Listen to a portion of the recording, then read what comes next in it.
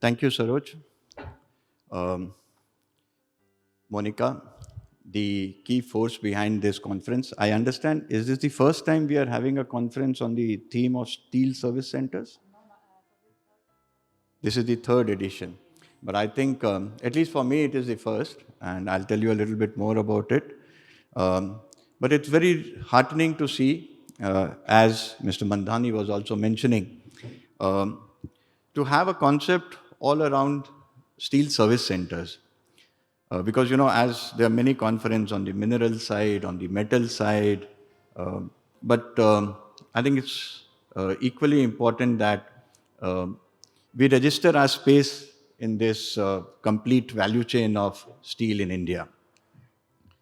So before I begin my address, a little bit about myself. Um, so I have been there with Tata Steel now 31 years, worked across various functions, started my career with hot strip rolling, then post my management, did a little bit of sales and channel management, then moved to we were setting up a new 3 million ton thin slab casting and rolling mill, so moved to engineering and projects role, did that project, went back into operations of that mill, a few more years in operations, and then I was moved to logistics. And it's as recently as May this year, May 2025, I mean to say this financial year, that I moved into this new role as the managing director for Tata Steel Downstream Products Limited. Tata Steel Downstream Products is a 100% subsidiary of Tata Steel, and we are into the business of processing steel and distribution of steel. So that's on the professional side. On the personal side, and since this is the Valentine season, okay, so I'm happily married. I'm sure all of you must be very keen to know that. And I happen to be the only father and the only husband of my wife and my son.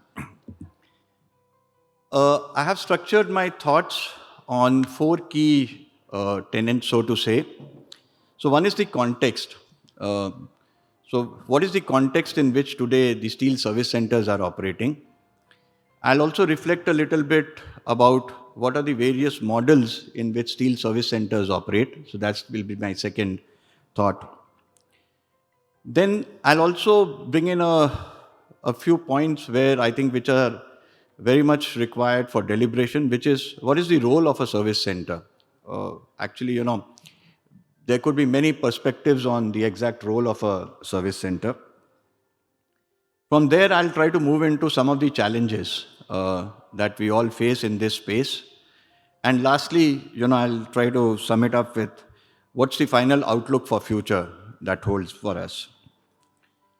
So if you look at the context, and I think Yogesh ji already said it, that India is the place to be, and with the kind of investments happening, the kind of uh, GDP growth that the country is seeing, I think we couldn't ask for any better opportunity or a better time. It's not just about the country doing well. Even specifically for the steel sector, I think the government has already laid out the national steel policy. And I was very recently in a minerals and metals conclave in Delhi. So people are already started talking about beyond 300. So already the thought process, the economic advisor to the steel industry, steel ministry was there, and he was mentioning that the work is already in progress for 500 million ton plan. So that's the way we are all positioned. Make in India, I think I need not even mention about that. That's been a key focus area of the government, and a lot of policy intervention and support which is coming. PLI linked schemes for MSMEs. All this augurs very good for the steel industry in per se and steel service center in particular. The recent trade deals, I think India becoming a major exporter for value added downstream products, components. I think this is also playing, and it's a thing which is going to become a reality in the coming years. From a consumption perspective, I think we still have a great opportunity because per capita consumption in India happens to be still very low compared to developed nations. And fortunately, India's growth story is a consumption-led growth. So there, it's all tying up very well with the recent reforms in GST, the income tax. I think all this is just helping us to move forward on the consumption-led growth story. We have players from the steel industry over here, and I think all of us have announced capacity and enhancements, capacity growth projects, including my company Tata Steel. And we are also seeing some kind of shaping of this industry happening in the country. So all this is the context in which we are operating today. Coming specifically to the models in which the steel service centers have functioned, I think there are four models. I'll very briefly touch upon those four models. So the first model is where it's a standalone model which is there. So you have a person which is a steel service center, a standalone business center having its own arrangements and outlook. There are some which are actually promoted by the steel majors. So like in our case, or JSW M1, we are all like steel producer promoted steel service centers. And then we have the others which are there, which is supported by the OEM. And here, automotive has been the driver for setting up of steel service centers. So Toyota Tushu is one of the examples of that which is there. What we are still to see is the fourth model, which is where purely from a trading or maybe international trading, exports, etc., steel service center which are aligned to this model of operations. So I think there is space for everybody. Okay, there is no one particular model which is going to be there for future. It's going to be a matter of coexistence. But what I see is largely for the standalone service centers, I think the tie-ups would become very, very important. Because today, if you look at it, the opportunity for the standalone service centers would be to actually tie up their capacities with either some of the OEMs or with the steel producers. Because this industry does require some consolidations. I remember my old days in sales in Calcutta, where the earliest visions or visuals that I recall was what we used to not even call as service centers, we used to call as cutters. And, those were the days from where this whole thing started. And today there's a lot of shaping of the industry which has happened. And very good to see that happening also. And that's why I'm coming from that perspective that how important the tie-ups are going forward. Because not all of us need to do everything. There could be some people who can do specially certain things. So those were the few models that steel service centers operate in. Having understood a little bit on the models is, what comes to our mind is, why do we exist? So where is the role that steel service centers can play? So we all spoke about value addition. So where will this value addition become in the whole value chain end? Primarily, so far, if you look at it, we are in the first stage operations that is there. We are either into slitting or into cut to lens. Largely. There are some of us who are also doing a little bit of probably blanking or a little bit of component manufacturers which are there. But what are the changes which are there? So if you look at the various changes which are coming, steel service centers have been getting their inspiration to meet the requirements of automotive industries largely in the past. But today with India growing, there are new spaces which are opening up. And I think appliances is another sector which is opening up in a big way. Um, and that is where I think there'll be a very high requirement of steel processing. Additionally, engineering itself is also opening up in a big way. And railways as a sector today is one of the most promising sectors. And people who are actually supplying to railways have a need for processed steel, which is there. So even engineering comes out as a yeah. The country is growing. You will require a lot of structural steels. So plate fabricated structures is again a big thing which is coming up in a big way. You also have profiles and formings, which is there. That is another area where we can actually go in and value add. However, I think the debate is on as we have to work out the viabilities and should the various MSMEs or various engineering companies or the construction companies. Yesterday I was spending time with Jamil in Pune. Should they backward integrate and get into all the plate fabricated structures or profiles? Solar is coming up as a big segment. We have cable trays as big segments. So forming itself, there is a lot of scope which is coming up.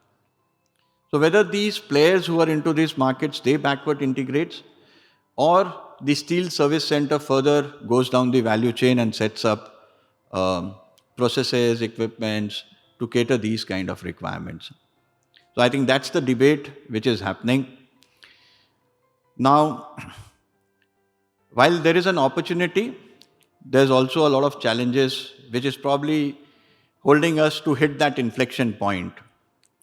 So I'll move on to my next area, which is the challenges. So if you look at what are the challenges today for steel service centers, for and foremost, I think we are still very, very primitive. The steel industry, our parent industries, have grown and moved way forward in automation and mechanization. But I think the steel service centers have still not automated. I come from a rolling and an operations background, and I'm used to level 4 type of operations, level 1, the PLCs, level 2, the process models, level 3, the ERPs, level 4, the customer experience, CRMs, those kind of things. But at least I have not seen, maybe I'm very new to it, fledgling in this space, but I have not seen a process model for leveling. In cut to length, I think leveling is one of the core quality delivering equipment. But there is no process model. It's still skill dependent.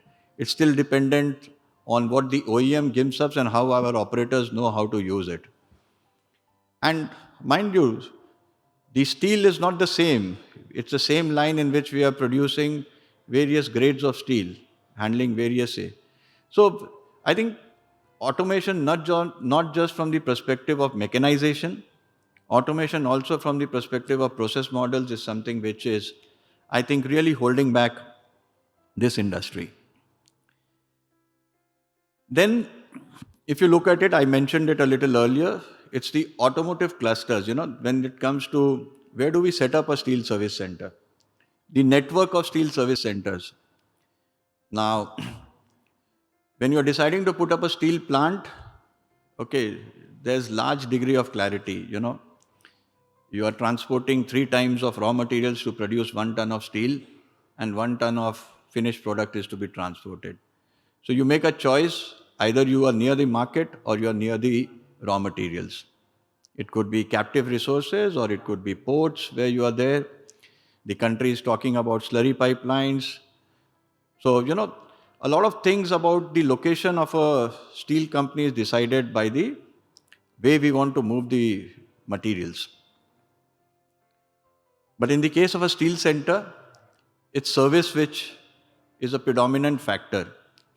And the way we have grown in India is we are largely closer to the automotive clusters.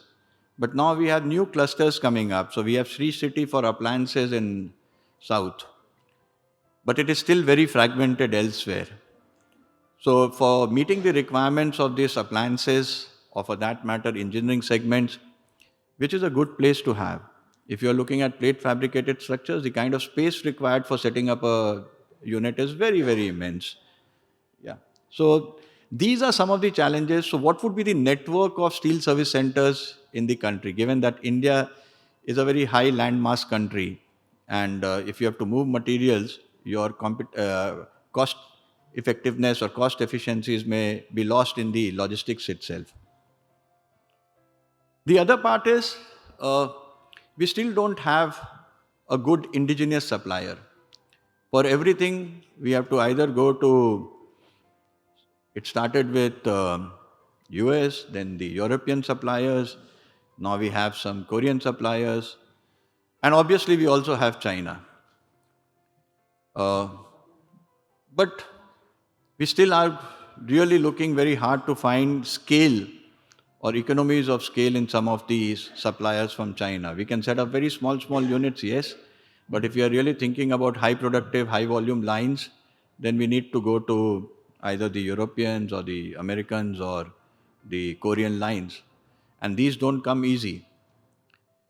And so, again, from a context, I have to conclude. So, again, from a context perspective, I think these free trade agreements help us. Okay. Uh, and going forward, we'll see all these things. Skill availability is another aspect which is a challenge. So, to sum up, I think while challenges exist, uh, the context in which we are operating and the strong need for having steel service centers, these are some of the things which will pave the way for growth. And I'm sure as we go along, we'll find answers to some of the challenges which exist for the steel service centers. Thank you for giving me this opportunity.